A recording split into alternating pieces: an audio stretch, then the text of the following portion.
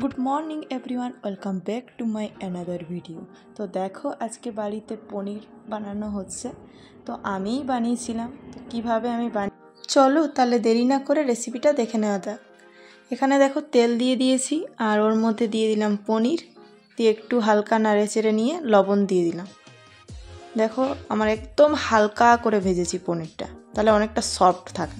তো এখানে দেখো আমি আদা, শুকনো লঙ্কা, টমেটো, পেঁয়াজ, রসুন এগুলো একটু হালকা করে ভেজে নিচ্ছি। পুরো ড্রাই করে একটু ভাজা হয়ে গেল, দিয়ে এরপর মিক্সিতে গ্রাইন্ড করে নিলাম, দিয়ে পেস্টটা করে রাখলাম। একদম সহজ পদ্ধতি দিয়ে 5 ফোড়ন, তেজপাতা আর জিরে, ওর মধ্যে দিয়ে দিলাম জিরে পাউডার, ধনে গুঁড়ো দিয়ে ভালোভাবে একটু নেড়ে চেড়ে এই পেস্টটা দিয়ে দিলাম। মাত্র 10 থেকে 15 মিনিটের মধ্যেই কিন্তু পনির আমাদের রেডি।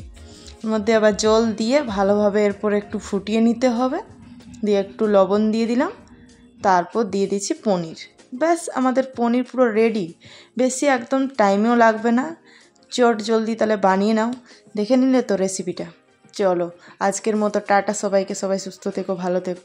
আবার দেখা হবে কোনো একটা নতুন ভিডিওতে নতুন কিছু নিয়ে। ততক্ষণের জন্য সবাই সুস্থ থেকো, ভালো থেকো।